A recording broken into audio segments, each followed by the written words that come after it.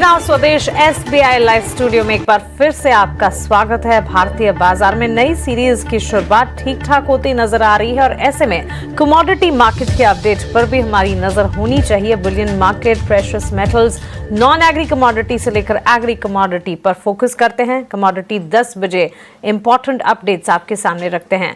Precious metals से ही शुरुआत करेंगे और बुलियन मार्केट की अगर बात करें, हम देख रहे हैं 3 वीक के लोज को हिट करने के बाद भारतीय बाजार में फिर से गोल्ड सिल्वर में मोमेंटम जरूर दिखा, लेकिन यूएस चाइना ट्रेड प्रोग्रेस जो है वो इंपैक्ट कर जा रहे हैं प्रेशियस मेटल्स को।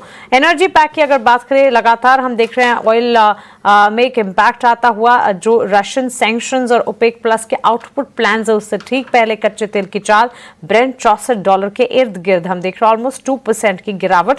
घरेलू बाजार में भी कच्चे तेल की चाल में कमजोरी का रुझान इस वक्त नजर आ रहा है।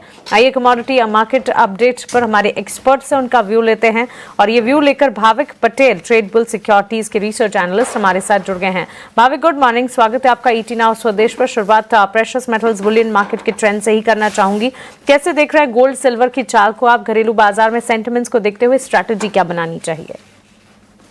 Good morning. देखिए, 2 वीक में हमने देखा कि गोल्ड ने नियरली हाई से 10% करेक्शन दिखा और सिल्वर में हम देखें तो 15% करेक्शन दिखा।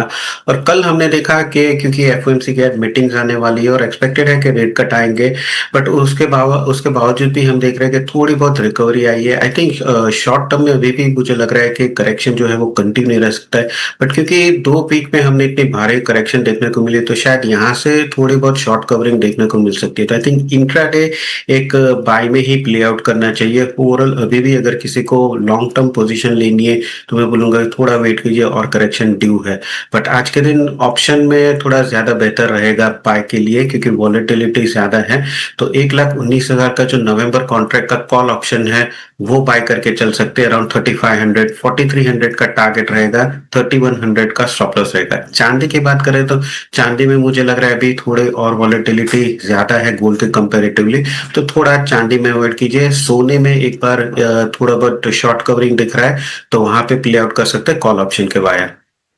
ऑलराइट, तो चलिए प्रेशियस मेटल्स पर ये एक टेक हमें मिलता हुआ, लेकिन अब बात करते हैं एनर्जी पैक की। और जिस तरह के सेंटिमेंट्स एनर्जी पैक में डेवलप होते हुए नजर आ रहे हैं उस पर भी आपसे आपकी एक राय हम जरूर जानना चाहेंगे। कच्चे तेल की चाल में हम देख रहे हैं लगातार एक कमजोरी का रुझान, 2% के डाउन ट्रेंड्स इस वक्त। ऑफकोर्स ओपेक प्लस आउटपुट के आउटकम्स जो प्लान्स हैं उसका भी एक इम्पैक्ट आता हुआ दिखेगा, लेकिन घरेलू बाजार में क्रूड की चाल और साथ ही नेचुरल गैस पर भी ऑलमोस्ट 2% के डाउन ट्रेंड्स नजर आ रहे हैं।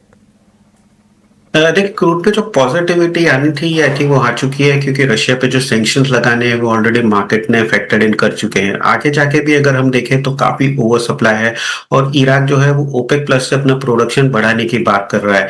तो आगे जाके अगर कोई सप्लाई शॉक आता है तो ही मुझे लग रहा है कि प्राइसेस में तेजी आएगी, अदरवाइज लग रहा है कि यहाँ से वापस जो क्रूड है वो करेक्शन ही हो सकता है। तो आज के दिन MCX में 5300 कल भी हमने एक सपोर्ट देखा था, उससे पहले भी 2 बार 5300 का सपोर्ट। आई थिंक 5300 के नीचे अगर जाता है तो शॉर्ट करके चल सकते हैं 5220 के टारगेट के लिए और स्टॉप लॉस रख सकते हैं 5350 का। बट देखिए 5300 के नीचे नेचुरल गैस की बात करें तो नेचुरल गैस मुझे लग रहा है थोड़ा कंसोलिडेशन होगा, क्योंकि वेदर फोरकास्ट अगर देखें तो यूएस में आगे 7 दिन में अगर हम देखें तो इतनी ठंडी नहीं है, अभी भी हीटिंग है, जिसकी वजह से प्राइसेस अभी बढ़ नहीं रहे। बट ये यूजुअली ये सीजन होती है कि अब कूलिंग की डिमांड जो होती है वो कम होती है, हीटिंग की डिमांड ज्यादा होती है। तो एक्सपेक्टेड है कि नवंबर के 2nd वीक से वापस से वहां पे कोल्ड फ्रंट आएगा, जिसकी वजह से नेचुरल गैस के प्राइस बढ़ेंगे। तो अभी फिलहाल 340 का जो कॉल ऑप्शन है वो बेहतर रहेगा ट्रेड करने के लिए। तो 19 के करीब वो बाय करके चल सकते हैं, 22 का टारगेट रहेगा और 17 का स्टॉप लॉस रहेगा। तो 340 का कॉल ऑप्शन जो है वो नेचुरल गैस में बाय करके चल सकते हैं। कॉल खरीदने की राय नेचुरल गैस पर 19 के दाम पर ही आपको मिल रही है, टारगेट 22 के, स्टॉप लॉस 17 का आपको मेंटेन करना चाहिए। और क्रूड में जो तेजी दिखनी थी दिख चुकी है, यहाँ से फर्दर डाउनसाइड एंटिसिपेटेड है, इसी को ध्यान में रखते हुए बिलो 5300 सेल्फ स्ट्रैटेजी बिल्टअप होती हुई दिख रही है। टारगेट 5220 टुवर्ड्स डाउनसाइड नजर आ सकते हैं। स्टॉप लॉस यहाँ पर आपको 5350 का मेंटेन करना होगा। और प्रेशियस मेटल्स में गोल्ड में अब भी बाइंग इनिशिएट की जा सकती है। नवंबर कॉन्ट्रैक्ट में 3500 के दाम पर ही आपको मिल जाएगा। 4,300 के टारगेट्स को ध्यान में रखा जाए, 3,100 का आपको एक स्टॉप लॉस मेंटेन करना होगा। लेकिन भाविक इसी के साथ बेस मेटल्स की चाल पर भी फोकस होना चाहिए। आज तो इक्विटी मार्केट में भी आउट परफॉर्मिंग सेक्टर जो है वो मेटल सेक्टर रहा। अब तमाम बेस मेटल्स की अगर बात करें, कॉपर, एल्यूमिनियम, लेड, जिंक, जिस तरह के लेवल्स यहां पर नजर आ रहे हैं, कोई पर्टिकुलर बेस मेटल जिस पर आप स्ट्रैटेजी इस वक्त बनाकर चल रहे हैं? आई थिंक कॉपर अभी भी अच्छी लग रही है। देखिए कॉपर में आगे जाके भी एक्सपेक्टेड है कि सप्लाई टाइटनेस तो रहने ही वाली है। और दूसरा, ये थर्सडे को यूएस के ट्रम्प और जिनपिंग उनकी डील होने वाली, उनकी मीटिंग होने वाली, और एक्सपेक्टेड है कि यूएस और चाइना की जो ट्रेड डील है वो भी कंक्लूड होगी, जो अगेन प्रेशियस मेटल्स के लिए, सॉरी, बेस मेटल्स के लिए बहुत पॉजिटिव है। और हमने 3 दिन में देखा है कि मोमेंटम जो है बेस मेटल्स का वो कंटिन्यू हो रहा है, और ये इक्विटी मार्केट में भी दिख रहा है। तो ओवरऑल मुझे लग रहा है कि टॉप पिक रहेगी कॉपर के, जहां पे 1008 के करीब बाय करके चल सकते हैं इंट्राडे, 1015 के टारगेट के लिए, और 1004 का स्टॉप लॉस रहेगा। कॉपर एट 1008, ये स्ट्रैटेजी आपको मिलती हुई। टारगेट स्टॉप लॉस आपकी स्क्रीन पर है। 1015 तक के लक्ष्य यहां पर नजर आ सकते हैं। 1004 का स्टॉप लॉस मेंटेन कीजिएगा। Out of all the base metals copper इस वक्त अट्रैक्टिव नजर आ रहा है। भाविक, एक टेक आपसे करेंसी की चाल पर भी मैं जानना चाहूंगी। डॉलर के मुकाबले रुपए में जिस तरह के सेंटिमेंट्स इस वक्त रिफ्लेक्ट होते हुए नजर आ रहे हैं, करेंसी वाइज क्या टेक होगा आपका?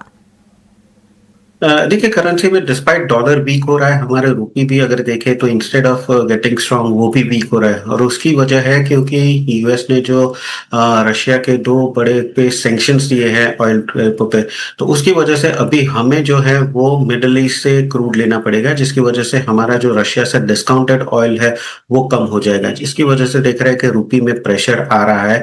ओवरऑल मुझे लग रहा है कि आगे जाके भी रुपी जब तक 88 के नीचे नहीं जाता तब तक मुझे नहीं लग रहा कि रुपी में ज्यादा तेजी देखने को मिल सकती है। एक्सपेक्टेड है आगे भी डाउन द लाइन रुपी जो है वो थोड़ा और कमजोर होगा 8850 से 8880 के। तो अभी 88 के नीचे नहीं जाता है तब तक बाय एंड डिप्स की स्ट्रेटेजी रखनी। 88 के नीचे ही मुझे लग रहा है कि रुपी में थोड़ा अप्रिसिएशन होगा। अदरवाइज शॉर्ट टर्म में एक्सपेक्टेड है कि रुपी जो वीकनेस है वो कंटिन्यू ही रहेगी। 88 के लेवल्स के नीचे गिरावट में खरीदारी, बाय एंड डिप्स की स्ट्रैटेजी मेंटेन करने की राय। तो यह है करेंसी के लिए आपका टेक हमारे एक्सपर्ट की तरफ से। प्रेशियस मेटल्स में गोल्ड में बाइंग, एनर्जी पैक में क्रूड में सेल, नेचुरल गैस में बाइंग, और साथ ही कॉपर बेस मेटल्स की चाल को ध्यान में रखते हुए यहां पर भी बाय कॉल इनिशिएट करने की टारगेट स्टॉप लॉसेस के साथ हमारे एक्सपर्ट की स्ट्रैटेजी लगातार आपकी स्क्रीन पर हमने फ्लैश करवाई। भाविक, बहुत शुक्रिया आपका हमारे साथ जुड़ने के लिए, सवालों के जवाब देने के लिए, कमोडिटी मार्केट पर अपना टेक हमारे साथ शेयर करने के लिए। Thank you so much and have a nice day to you. चलिए, इसी के साथ कमोडिटी मार्केट के सेगमेंट को तो हम यही समेट रहे हैं। एक छोटे से ब्रेक के लिए रुकेंगे, लेकिन ब्रेक के उस पार जब वापस लौटेंगे मार्केट्स के महारथी आपके लिए पेश किया जाएगा। आप बने रहिए।